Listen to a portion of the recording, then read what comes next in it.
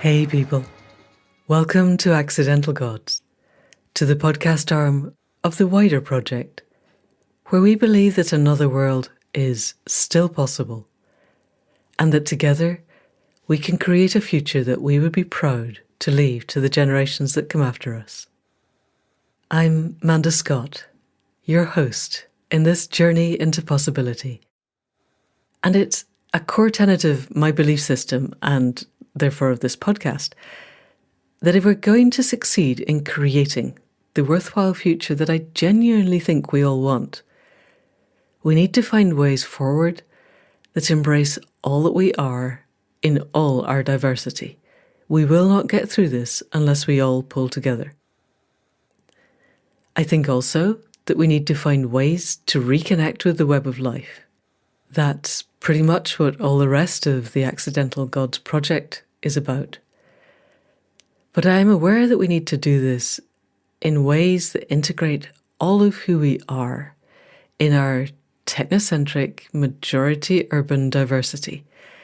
And I live on a small holding in the middle of nowhere. And I may be a bit of a geek, but there's quite a long way to go and a lot that I still need to understand.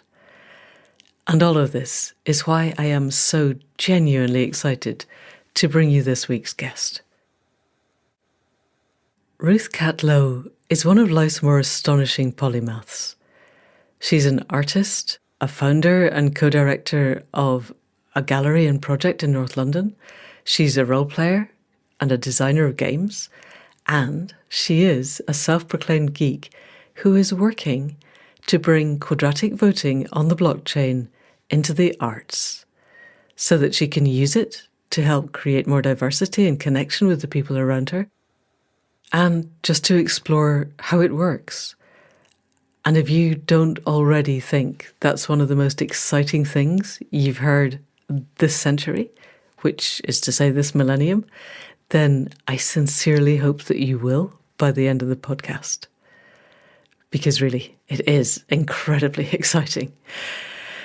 To come off my geekery for a moment, a bit more about Ruth. She is the co-founder and co-director of Furtherfield, a project based, as I said, at Finsbury Park in North London, which organises for inclusivity and equity in art and technology and advocates for their use together in imagining and building real social change and positive environmental impact. Within all of this, Ruth directs the Furtherfield Decentralised Arts Lab and, as you will hear, is also key to the development of the live-action role-play games as a form of live-action research.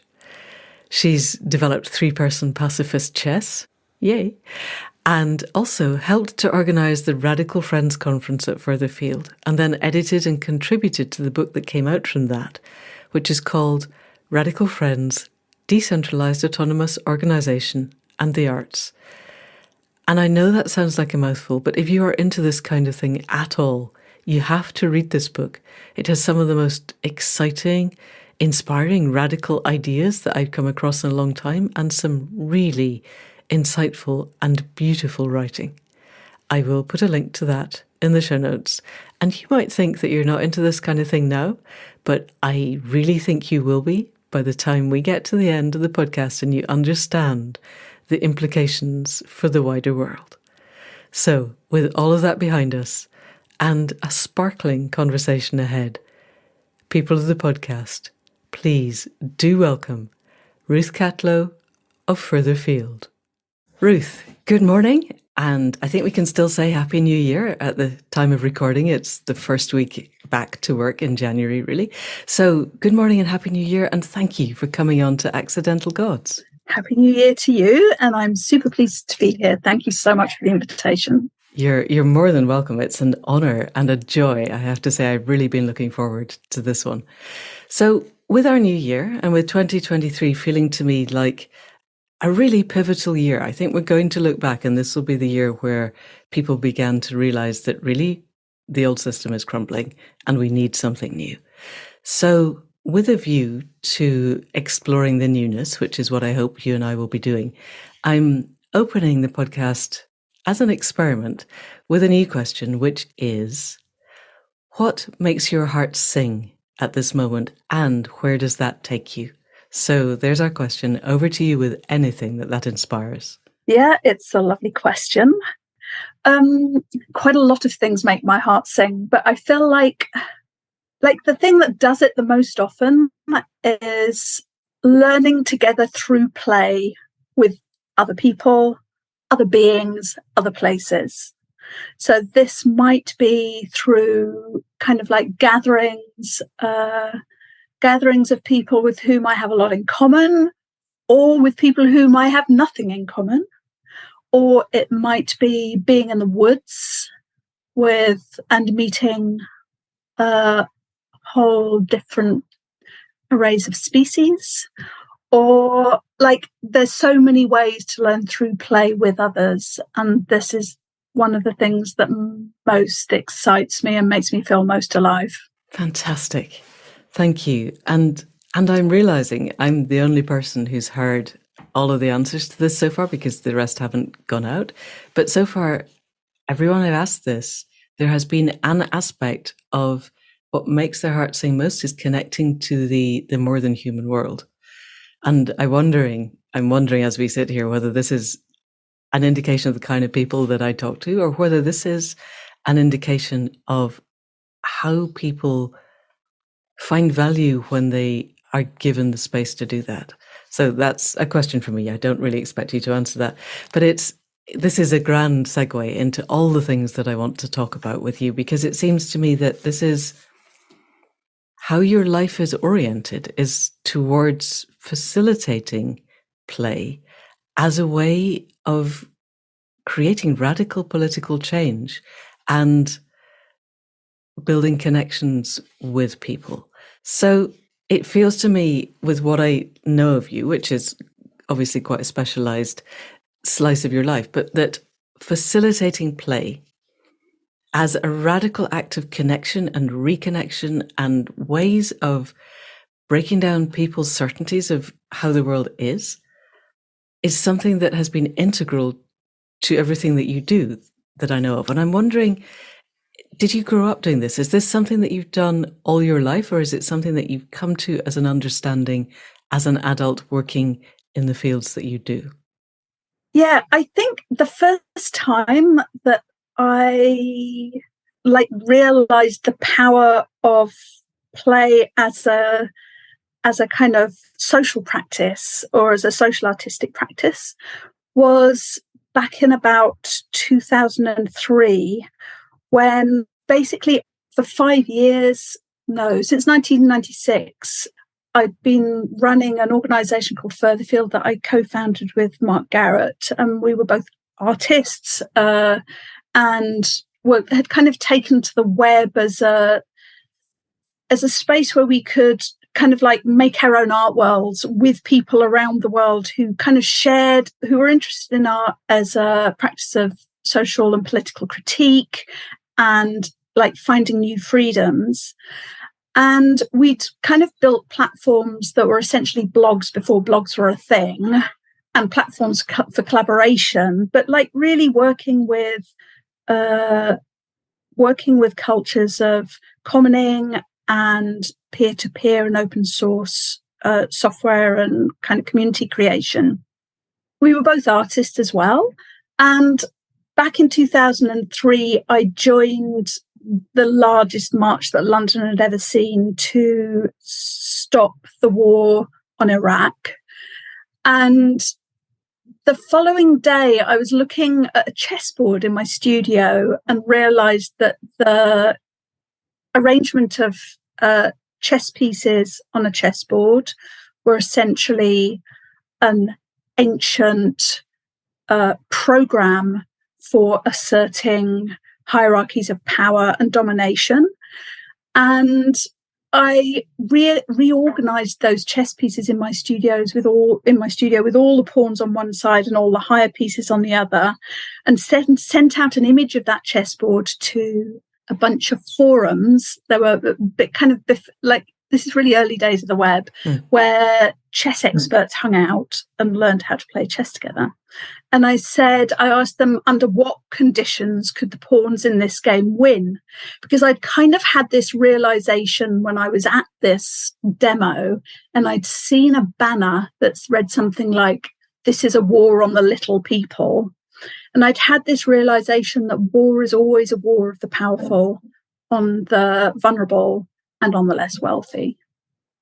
And from the response I got back from chess players was kind of fascinating. And it just sparked this kind of whole understanding of how powerful games are for propagating certain ways of thinking about the world and understanding what's fixed and what we can change. And also a really good way for hacking people's attitudes and behaviors. So I ended up with their feedback, often quite angry feedback from people who love the beautiful game. I created a game of pacifist chess, which could be played. We made a game online, and we played a game that could be played with a prepared chessboard, in which it was played by 3 players. The pawns played a blocking game. And so basically they blocked aggression. And if they blocked it in a certain pattern, the board would become progressively overgrown with different grasses. The battlefield would disappear and world peace would be declared. Yes. So back in this game and in the playing of this game over a number of years, I really understood the power of games in network culture to kind of host quite complex social experiences that were really fun, really engaging. You engage all very different kinds of people, like the game of chess, especially back in 2003, really anyone over the age of 7 knew the moves and could therefore read the hierarchy in the game and could therefore kind of without a ton of complicated instructions, get deep into what the game was that we were playing. Yeah. And so that was kind of the start of my kind of fascination with, yeah. Brilliant. I have so many questions. We could spend the entire podcast talking about chess. So let's not, because I've just recently rediscovered it as a kind of trying to wean myself back off World of Warcraft again, failing miserably, but occasionally I play chess. Okay. So a number of things. First of all, is this still available? Is it something I can put in the show notes that people can still play online? I've got some imagery. I might be able to dig around for the rules. I'm not sure. I'll let you know afterwards. Okay, because it strikes me that that's still a really radical thing. First of all, 3 people playing what's normally a 2-person game, and second, the pawns get a chance to win. And I really, wouldn't it be interesting? Maybe somebody did this study to talk to the angry people that you got responses from. I'm guessing that's not how the game is played. We like our dominance hierarchies. We like the fact that the pawns are pawns and we throw them away. That's what we do. And wouldn't it be so interesting to take that into some of the areas of our existing culture where the dominance hierarchies are played out most strongly and just see what happened? Yes. I mean, one of my kind of drives for this project was I had this fantasy. I often have what I think are kind of great ideas, but they turn out to be fantasies. So my fantasy on this occasion was that I'd be able to somehow subvert or mobilize all these strong, very alpha, very strategic, competitive minds to working for new pacifist solutions. This is my kind of dream. I then have no way of knowing if that happened at all. But no, but wouldn't it be interesting to find out? Yes. Because it seems to me that's, we do have to somewhere do that. And if it didn't work, what would it take to make it work? Yeah, would be the next step. But that's probably the basis on which this entire podcast rests. Yes. Is what does it take to break down the barriers? What does it take to create the emotional space that then allows these people to make the rhetorical and intellectual shift to a different space? And that this is what you're doing in some of the other work that you're doing with other collaborators in everything that you do. Mm. So one of the things that struck me as a really radical, again, way of shifting a local community, a community of place. I have this theory that there are communities of place, of purpose, and of passion, and that there are, there's a Venn diagram where they all intersect, and that you had that within the Treaty of Finsbury Park. So I would really like to know a little bit about that, how it arose, what it's doing, where it's going, and particularly what its impact is that you have seen on the people in the local community of place around Finsbury Park. Okay, yeah. The Treaty of Finsbury Park is a live-action role play. Live-action role plays, or LARPs, are games of collective make-believe. They have fictional scenarios, characters, and a mission. And different kinds of players take on roles to reconfigure or kind of like reimagine place-based problems, situations, or predicaments in a process of group-driven discovery. I always it's a really important concept, and it's very hard to say. Like, we discover things together. So the Treaty of Finsbury Park has turned into quite a kind of like major project for us. It's called the Treaty of Finsbury Park 2025. It's designed to build empathy pathways between humans and all other life forms, and to spark new ways of feeling and acting together across different scales in urban green spaces, locally and translocally.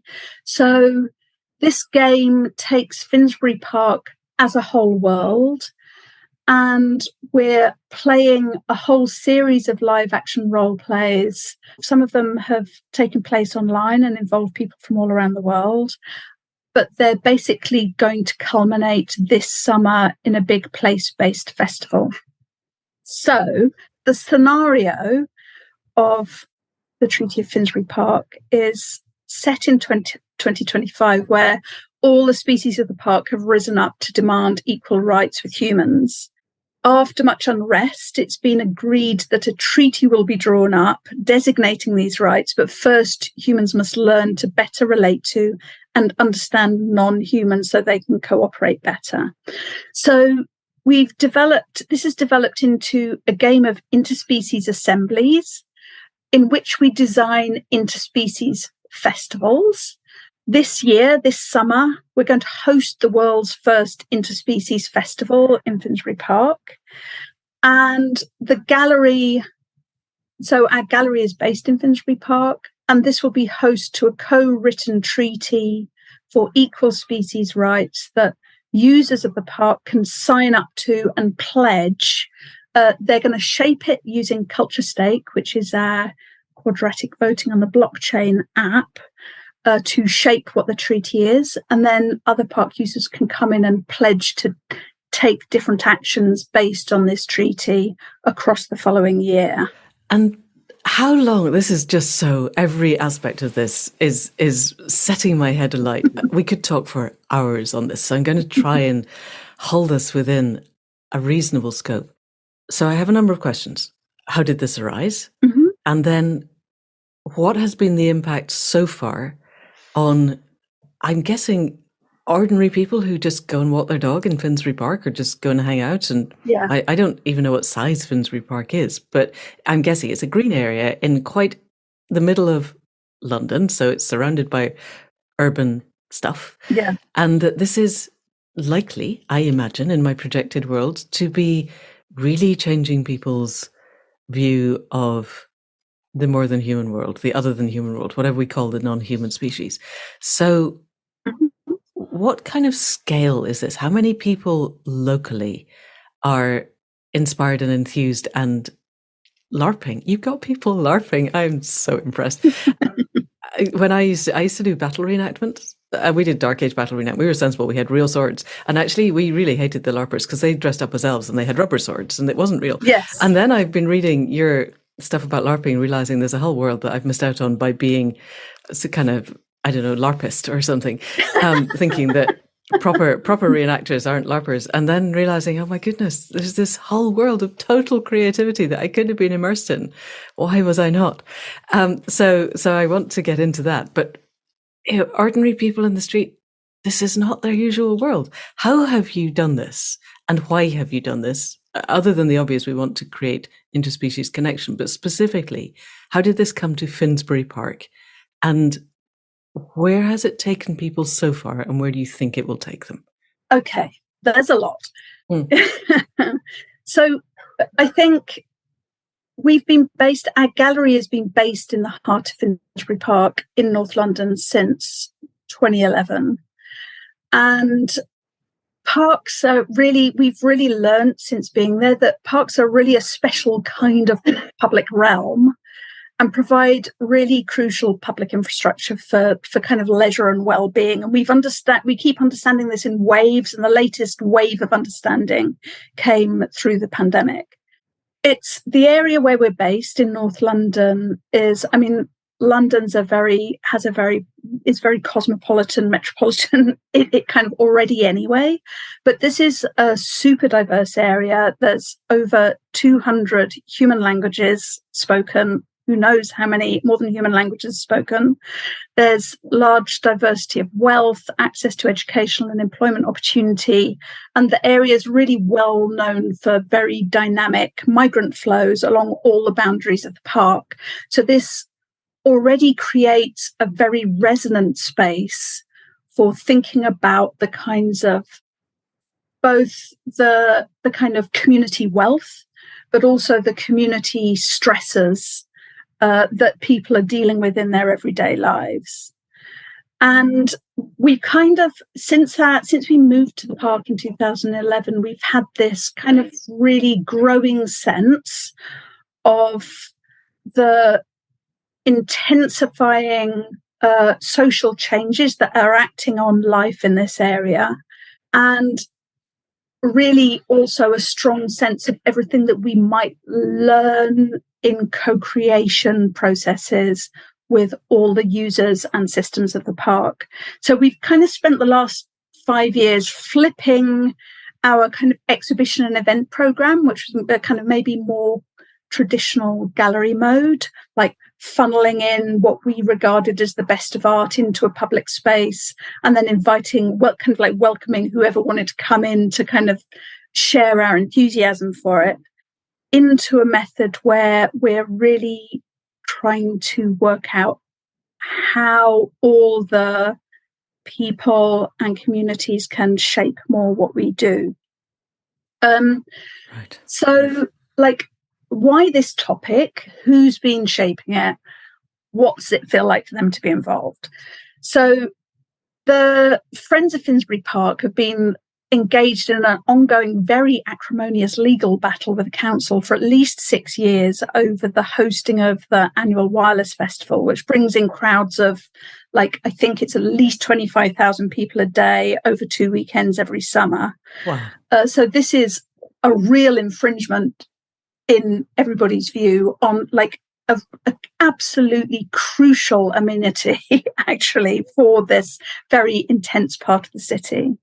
The council argues that it's the only way they have to pay for parks and green infrastructure in the borough. But the community say, including the kind of people who really look after the kind of living and physical logistical infrastructure, they say that in addition to noise pollution, the amount charged doesn't begin to cover the cost of annual recovery and damage to the park and its biodiversity. So this is our idea of a kind of festival and a treaty is kind of sitting in that context. And it's been all different kinds of players and stakeholders are kind of battling this out at the moment. So that is happening. But also this project was conceived in direct response to the 2019 IPBES report that told us that 1 million species on Earth are at risk of extinction as a result of human action. And we had this really strong sense, over the years, we now have connections with a lot of different kind of communities who operate in and around the park. And we wanted to explore how we might feel and respond to the calamitous impacts of this report with park users. So it was a kind of there's always this question of these reports come out and what possible response can we make? So we kind of did this deep dive with a researcher who runs the New Design Congress now in Berlin, Cade Diem. And we were looking at this relationship between kind of colonial and imperialist attitudes to land and life as resources to be extracted and managed, and the relationship between that and our disconnection from other living beings. I have been, for the last few years, immersed in Indigenous scholarship around ancient ways of relating to land and other life forms, and attempting to find ways to kind of learn with others about what this means and about how this might change how we live together in places. Like, I really like your kind of three different, like, I think you said place, purpose, and passion. That makes a lot of sense to me. But like, yeah, how, like, what changes need to happen, what needs to be undone, and what needs to be redone. And so our first kind of, as we've been developing the story worlds for Treaty, we've been working very closely with the park rangers, who have amazing knowledge of this kind of the mesh of social and the kind of human, social and biodiversity life in the park, understandings of how conservation works, but how conservation works in relation to all the kinds of human intensities that the park is supporting and kind of entangled with. So we've worked with the park rangers, we've worked with the Friends of Finsbury Park. They now are developing a really strong biodiversity and rewilding program with a large community group. We have connections with a number of other cultural groups in the locality that we're working with. And so you asked, what difference does this make? So the things that have happened are, we ran, our first LARP was in the park this time last year, and we all in masks, so we never see a human face in these events, all in mask, dressed as one of 7 mentor species that have a very strong association with the image of the park. They're species that people would associate with Finsbury Park. Like what? What species are we talking about? We're talking about the dogs, who are really mediators. They often play a mediating role. Between humans and other species, or between species? Yeah, between humans and other species. The Canada geese, who are kind of our international representatives, but they also represent all waterfowl and birds. We have the bees, who represent the pollinators and flying insects. We have the grass, which represents all grasses and all small plants and herbs. We have the London plane tree, which represents all the trees and shrubs. We have the squirrel, which represents all small mammals.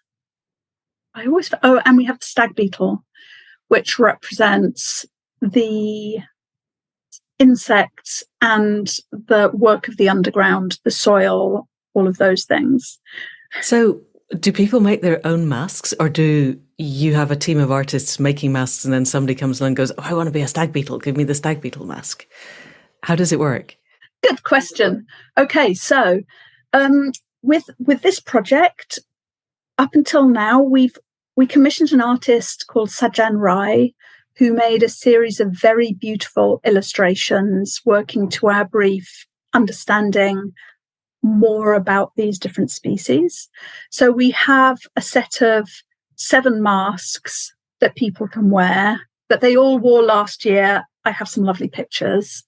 And these masks are also the basis of digital face filters. So when we play in online games, we never see a human face, but we play with animated masks. So we can fully express ourselves using these masks. I want to do this. You can, and that would be lovely. So, but I think this summer we want to work, I think we plan in the realisation of the festival, we plan to work with mask makers in a series of workshops to actually have people also make their own masks based on some of the things that we've learned about the different mentor species sensing. You asked another very interesting question, though, which is very important. Like, do people choose their own mentor species? No, they don't. So a kind of core story mechanism in the treaty is a new device that was invented called the sentient style. And the sentient style is a fictional device that was invented around now that enabled all the flora and fauna to make themselves understood by humans and each other. So we are now in direct communication with each other. And the sentient style basically allocates mentor species to people depending on who they are and what they're like. So there's a kind of magical matching process by the sentient style, and that's how people come to, yes, know who they are. Yeah. But how does that work in real time, in real life? Do you, Ruth, are you the sentient style going, okay, person over there, you're grass. Definitely, I see you as grass. How does it actually work in this version of the world? We have a series of rituals and processes that remain somewhat mysterious that I'm not prepared to reveal. Okay, that's cool. Before anyone LARPs, they meet the sentient style, and we go through a bonding ritual which really brings people into their more than human species lived experience. So there's quite a process of getting into the lives of these other beings. Yeah. This is amazing. And when you got to you said the mentor species sensing work that you've been doing, is this you get in a biologist who goes, okay, so stag beetles, they have this amazing, I don't know, let's assume they can see in 150 different spectra and it's really different to people and this is part of their sensing system? Or is this something that came through the LARPing of the person playing the stag beetle going, but when I'm a stag beetle, I feel the vibrations in the ground and I can tell who's walking at the other side of the park, and this is really important to me. Which was it? Both of these, or is it one or other, or something different? Oh, I just so love that you asked that, because yes, it's both of those things, and it's both of those things on a spectrum depending on what people are like. Because some players want to play very conscientiously and will do they want access to scientific research. They take it seriously. They don't want to be doing fantasy. They want to be doing it as real as they can. And then other people are very expansive in their imaginative play. And somehow by bringing these two people, these like across this spectrum, because in a LARP, pretty much the only rule is that you don't come out of character. Right. When I'm playing Chewy the dog, and I'm talking to a tree, my dogness is brought out by the fact that the tree is relating to me. So people really find out an awful lot about species from the way they are addressed, the things that are expected of them. So you kind of really get this very strong learning that is coming across from both these angles, from people who've done research or are using the research that we provided them with, and the people who are using their improvisatory and kind of social play to learn things. And so we've got the 7 mentor species. How many people at a time come and play? Do you have 150 people who are then broken into groups of, 23 are stag beetles and 23 are grass and whatever? That's the wrong number. But anyway, You have large numbers playing each species, or do you have the mentor species and then 143 other species that are in the park where people then interrelate with the mentors? How does it work with large numbers, or does it not? So the first game we played with a small group of people. So we played with, I think, 18 people in the park, and we played as a single group. and we played dignitaries. So it was like playing this kind of very sedate, quite reverent set of processes where we performed different rituals in different biodiversity habitats. The last round we played were a series called the interspecies assemblies that we played online.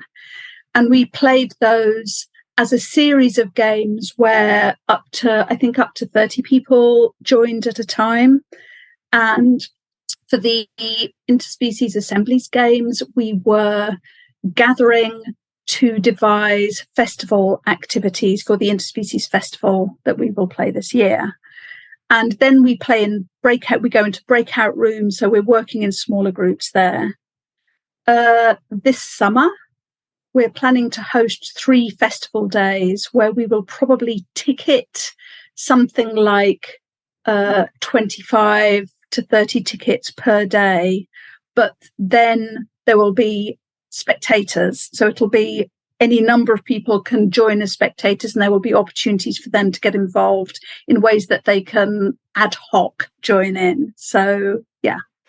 And so I think I need to invite you back when that has happened to find out how it went. But are you getting people who are already interested in LARPing, already in the gaming world doing this? Or are you getting what I would classify as slightly more straight people from consensus reality who normally wear suits to work, or just people from all of the diverse backgrounds around you? Are they being drawn in and then going to gather a dozen friends and going, hey, you want to come and play a stag beetle? It's really good fun.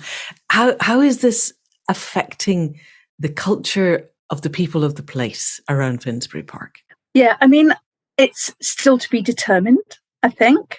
So what we discovered with the online assemblies was that the first games we played, we had about 12 people in, and then they all wanted to come back and bring their friends.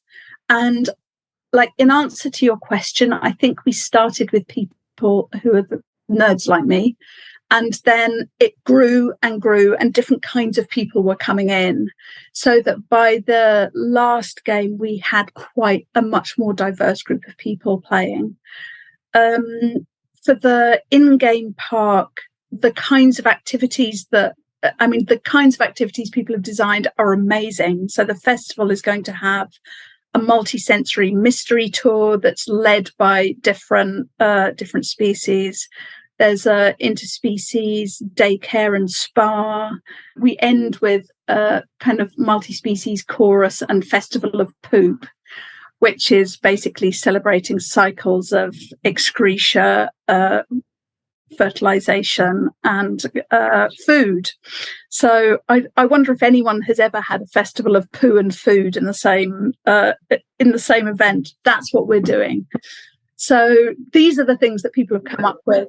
But packs of wild dogs have done it lots, you see. So this is definitely falling into.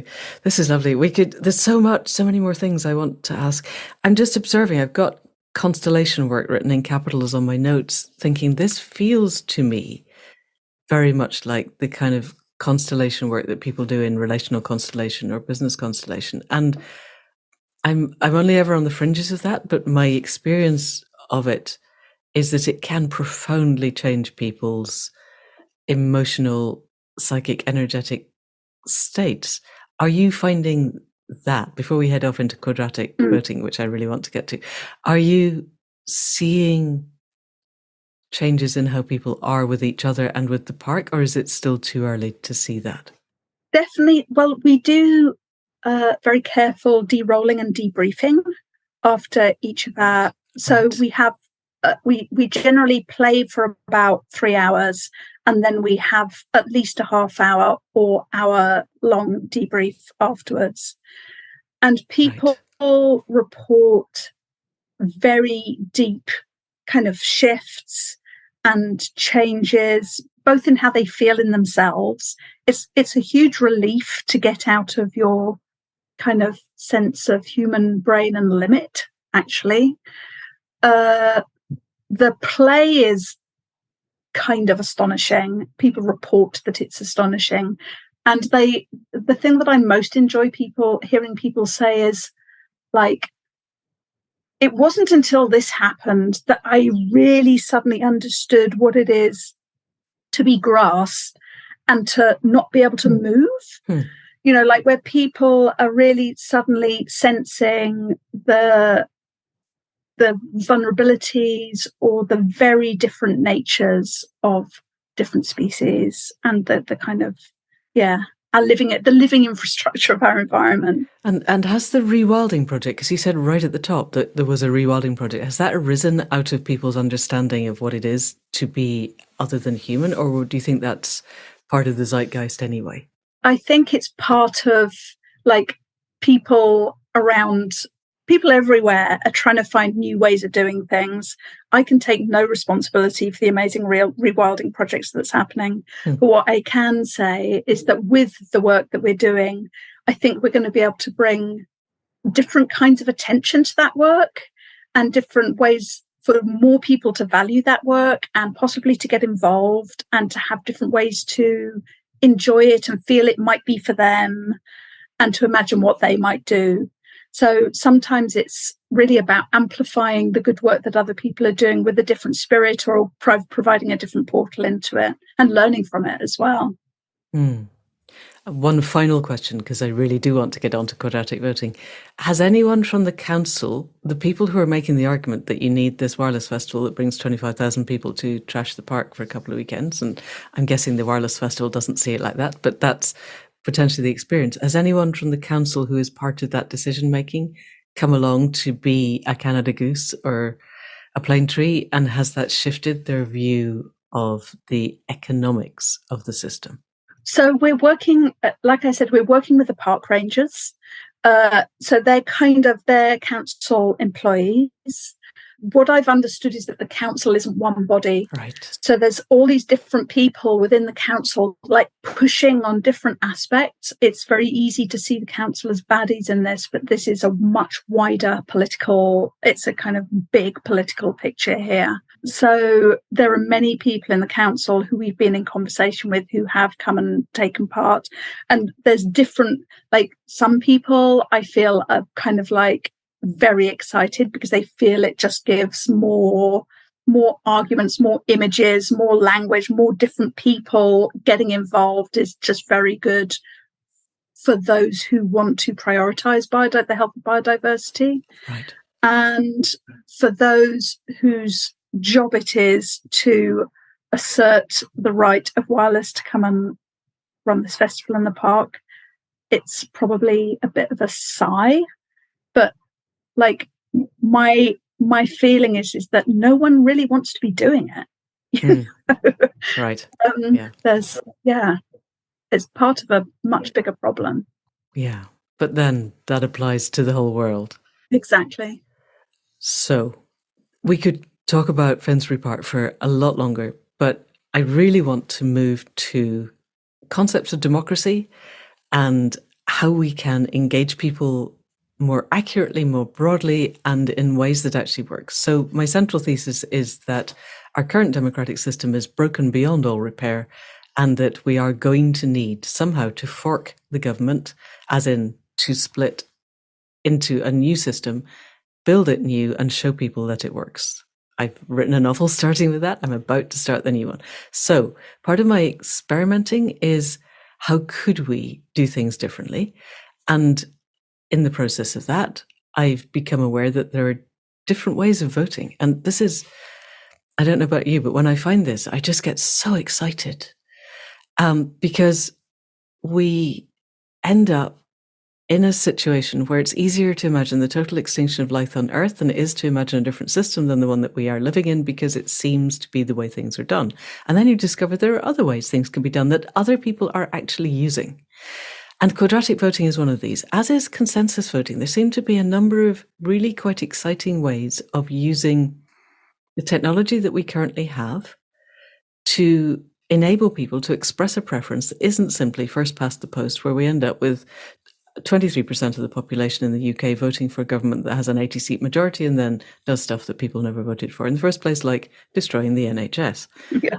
I'll step off my soapbox before I go on too far. But quadratic voting, consensus voting, other forms of voting are ways by which you give people a weighted, as in extra, more heaviness, two different votes. So potentially you might have 25 votes.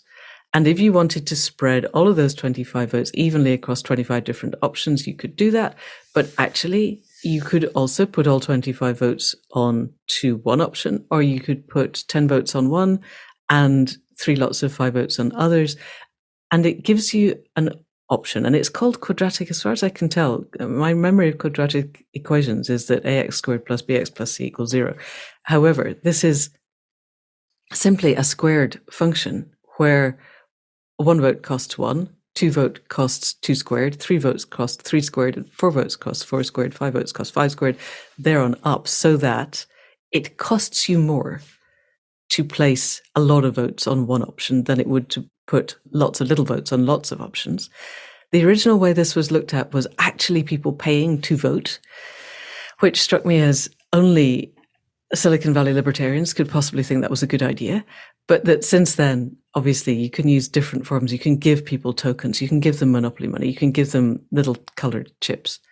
And that's the quadratic voting. And you need it on the blockchain. Blockchain gets very bad rep because Bitcoin was the first kind of obvious instance of the blockchain. I read a wonderful, this is an aside, I'm talking too long, but I really wanted to say this. I read something on Mastodon the other day. Somebody said, everybody says that cryptocurrencies are just Ponzi schemes.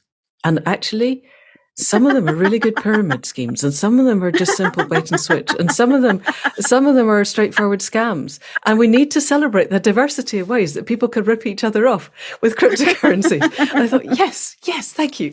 But they are all, basically we're going to invent some money and then persuade you that it's worth something in the real world, which is what currency does. And the difference is, as far as I can tell, that actual fiat currencies are defended by violence.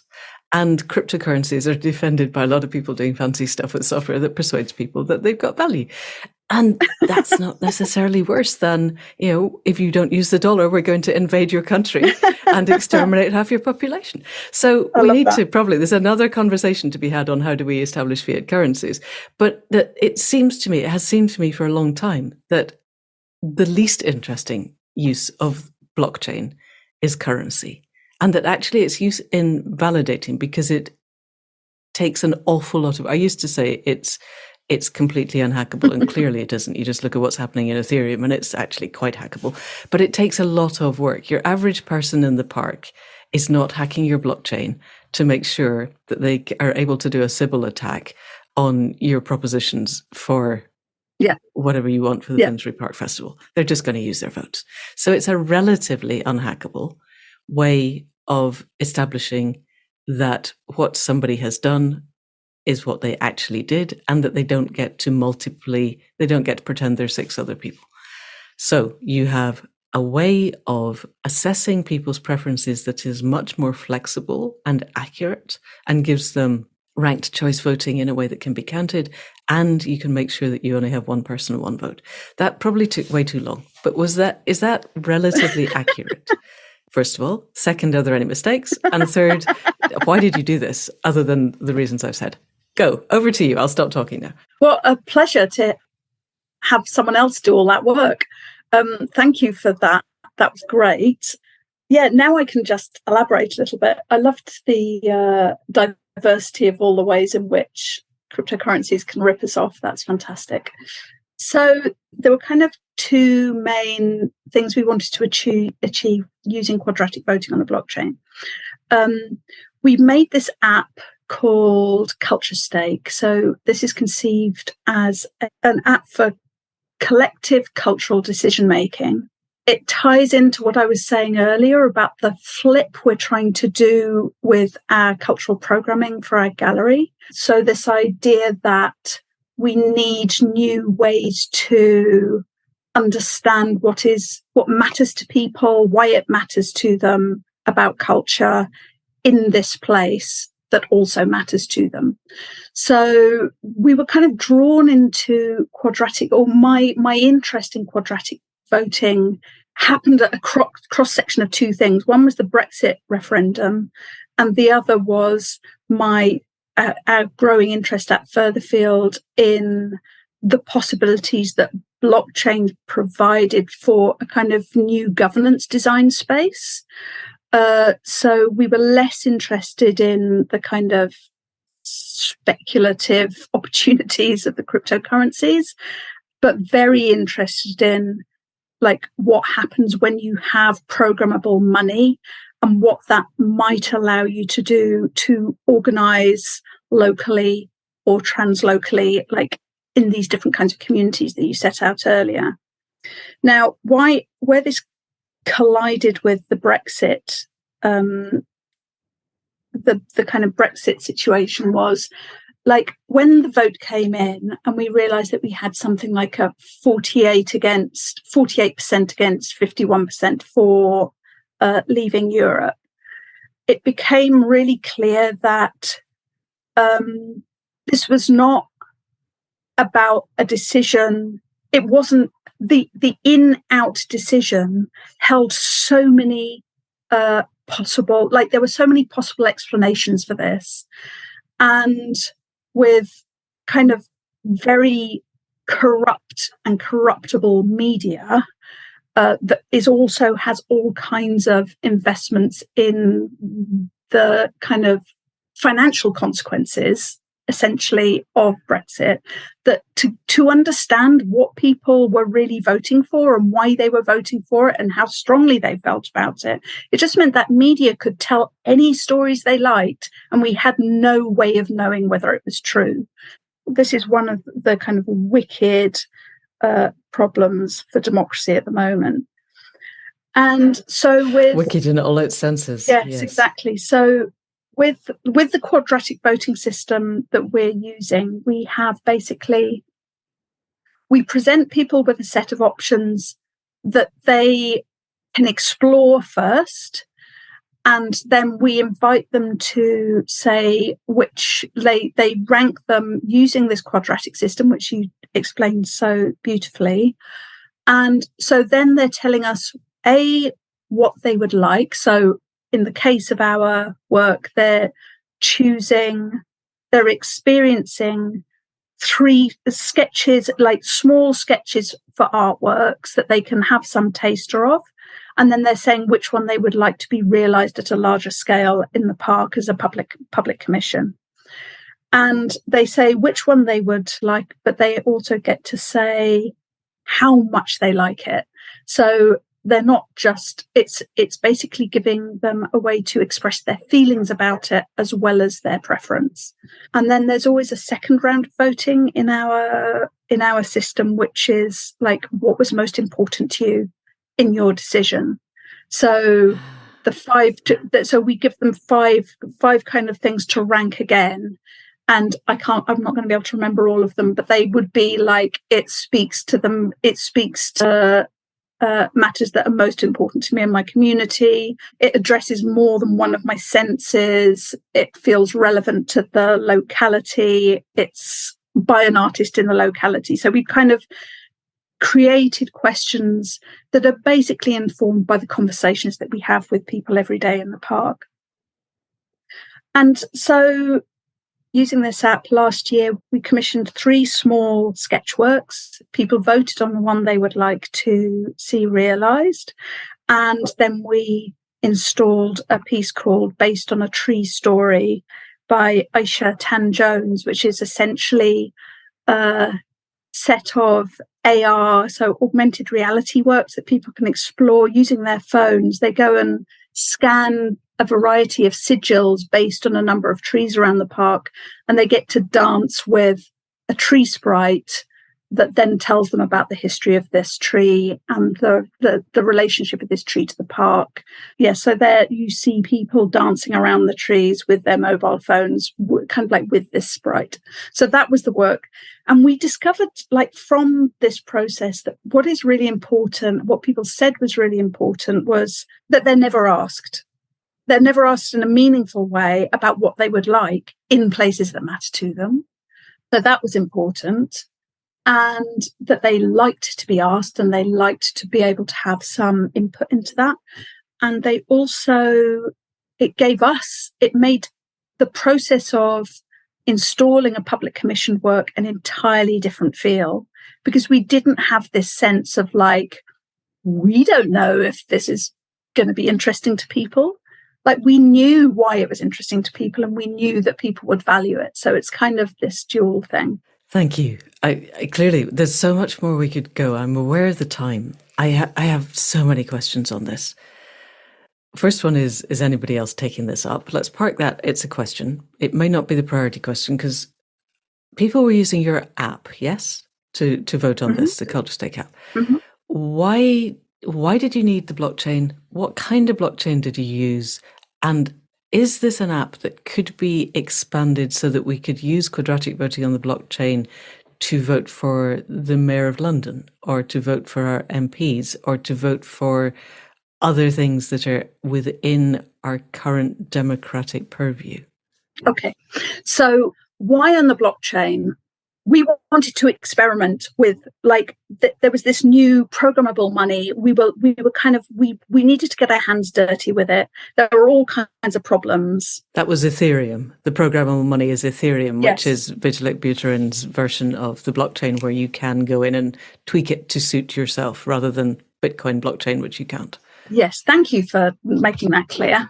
Yes, so the second layer of blockchain, which is about this kind of allows people to experiment with governance rather than just a new form of what they're calling kind of like digital gold, isn't just for hoarding. So we used the XDAI blockchain, which is a proof of stake blockchain. It was very important to us that we worked with energy efficient. There's been a ton of legitimate outrage, actually, about the energy usage of many blockchains. But I find it very interesting that the Ethereum blockchain moved from energy intensive to proof of stake, which is far, like, 99.99% less energy usage last year. So we've got this kind of shift. XDAI is a proof of stake, low energy use blockchain. And it was important. So other than us wanting to do an experiment to understand and get a feel for it, our instinct told us that the blockchain provided a way to provide a permanent, immutable record of what people's decisions are that can be looked at by anyone. It's open, like, we can't hide the results. So people go in and have a look at it. And in this way, it provides a data commons, essentially. This data can sit with the community that produced it. It's available to anyone as well.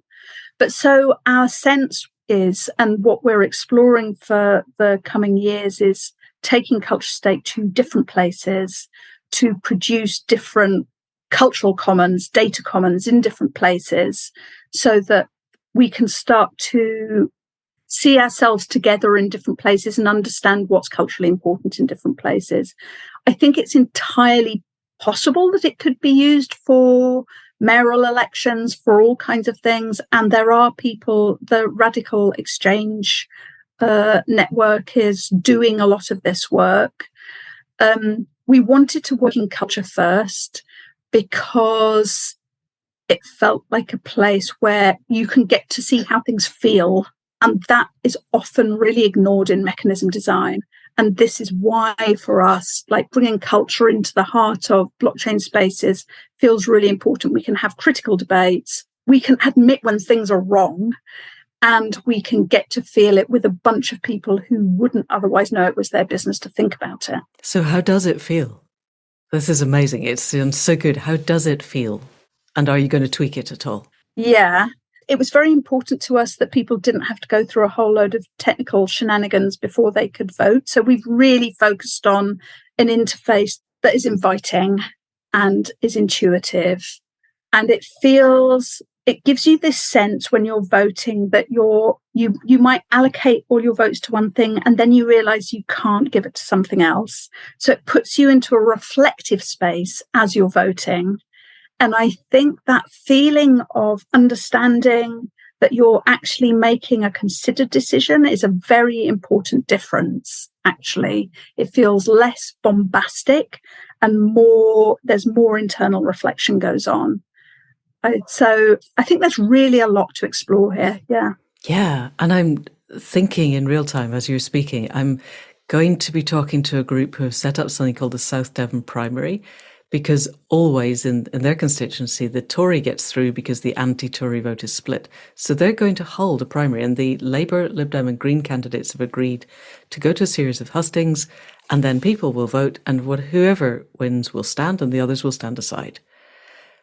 And I'm thinking they need to be talking to you guys about using quadratic voting in this, because it's so much more than just, rank, just even one vote. I have one vote and I have to give it to one person. Yeah. It could open up so much more, and you could have a series of votes. You don't just have to, anyway.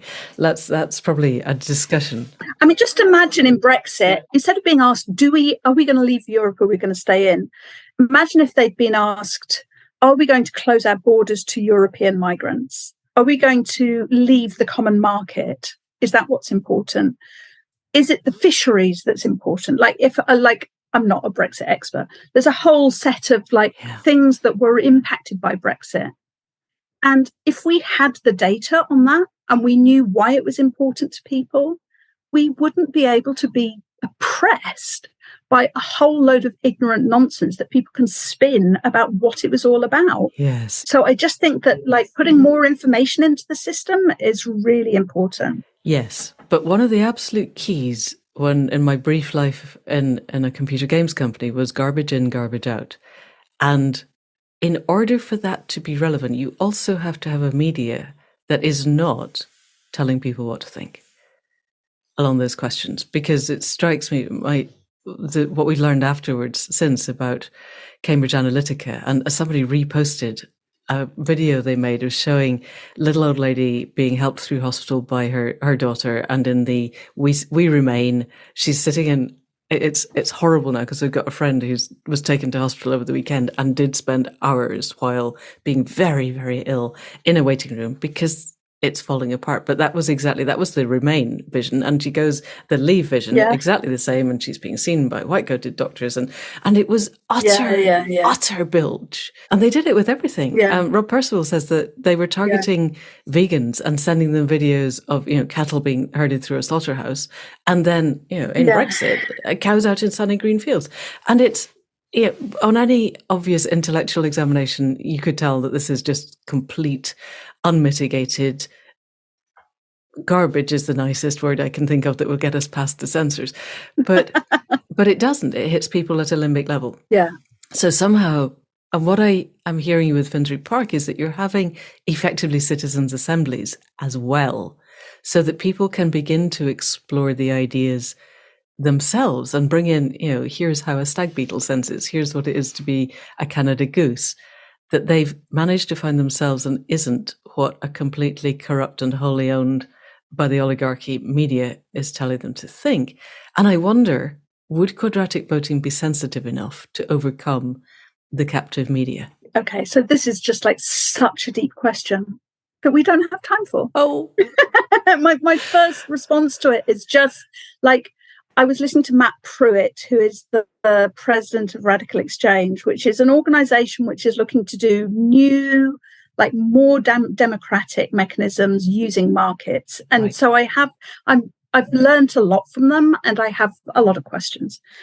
But the point he made, and I think it's well made by so many people who I respect, is that you can't get away from the importance of spaces for deliberation, who gets to frame and ask the questions. So voting, a new voting mechanism on its own isn't going to make a difference. But as part of a wider conversation and as part of understanding what the problems are better, I think it's one part of a conversation or one part of a shift. And we need the shift. We need the shift wherever we can get them, Yes. And we spoke on the podcast a few months ago to Neil Lawson of Compass, whose vision is that we just get PR, a form of PR that works. And that's enough of a wedge in the door to be able to get a much more liquid democracy. And it strikes me that quadratic voting, it's a form of proportional distribution of the vote. And we haven't got time. We're definitely going to have to do another one, because what I really want to explore then is I looked at the cumulative voting concept with the quadratic voting concept and wondered, was there a cumulative quadratic? Yeah. And I've now lost all of the listeners. So guys, we'll do this on another podcast because it's really exciting. And it seems to me that you started all of this when the internet was at its infancy and we all thought there was a huge amount of hope. And since then it has been captured by venture capital. But there's still this radical underground of really interesting stuff that's happening that could yet take back control, to coin a phrase, of the internet, so that it's there to completely enhance the ways that we interact with each other and bring out the best in people, instead of the current system, which seems to be bringing out the worst in people. So we've established, if it's okay with you, that we're definitely going to need a second podcast, because we've just touched the tip of a big, big iceberg. But we are running out of time. So Ruth, is there anything that you would like to say? This is your forum. Say what you want for now, before we come back for a second time. Anything that you want to say in closing, go for it. Okay, I would love to come back for a second time, because I agree. I feel like we're just starting to get to the heart of the matter. I guess, what is there still to say? Over the last few years of work, we did this really deep dive into the blockchain space, because we were quite interestingly positioned to do it. We have a community of artists, techies, and activists who liked to think critically about the role that network tech could play in our lives, to the way it plays in the way power moves, all of this kind of stuff. So it felt like we were well placed to do it. The process has been very fraught. There's so much, like I say, really legitimate concern around the kinds of cultures that surround lots of different blockchain tech development. It's a whole topic. But I think since we put this book out that you mentioned at the start, called Radical Friends, Decentralized Autonomous Organizations and the Arts, where we were really trying to do kind of communal sense making, both about the potentials, but also about the hazards of working in this field, I've kind of had this really strong sense that tweaking mechanisms, processes, trying to do this kind of soft reform of democracy is not going to cut it. I just feel like we're going to need to go so much deeper, because the set of problems we have are the set of problems are capitalism, racism, structural inequality, patriarchy, and our democratic institutions are all so steeped with this that we're going to need to do much deeper work to understand what needs undoing, where to unravel, and what to put in its place. So, yeah. Yes. And we need to stay with these technologies because it's where a lot of action and power is taking place, and we need to be doing the things that slow it down, resist the worst extractivist tendencies, intervene with different narratives. But it's really an open question to me whether the technologies themselves are salvageable, actually. But how we work with them is a really important question, I think. Gosh, haven't we just uncovered the big can of worms? I so want to be part of this conversation. This is how do we fork the government completely is really taking over my awareness at the moment. But we have to stop now, if only because you have somewhere else to be. So definitely, we're going to do another one. And in the meantime, this has been such an exciting and wonderful conversation, and it feels a really rich avenue to explore. So until the next time we speak, Ruth, thank you so much for coming on to Accidental Gods. Thank you. Thanks so much. And that's it for this week. Enormous thanks to Ruth for all that she's doing and for the clarity with which she can express some really very complex ideas, and for her capacity to bring those complex ideas and actually use them in ways that connect people to each other and to the wider world and the other species of Finsbury Park. As I'm sure you'll have gathered, I find this genuinely really exciting, and I am so pleased that Ruth agreed to come back onto the podcast. We're probably going to be well into the summer by the time we have another slot, but definitely we will continue this conversation. In the meantime, enormous thanks to Caro C for the sound production and the music at the head and foot, to Anne Thomas for the transcripts, to Faith Tilleray for designing the website and for all of the conversations that keep us moving forward, and, as always, to you for listening. We wouldn't be here without you, and we genuinely appreciate the enthusiasm that you show. And if you know of anybody else who could be potentially really inspired by the ways that technology and the arts can come together to change the entire democratic structure of our nation and possibly our world, then please do send them this link. And that's it for now. See you next week. Thank you and goodbye.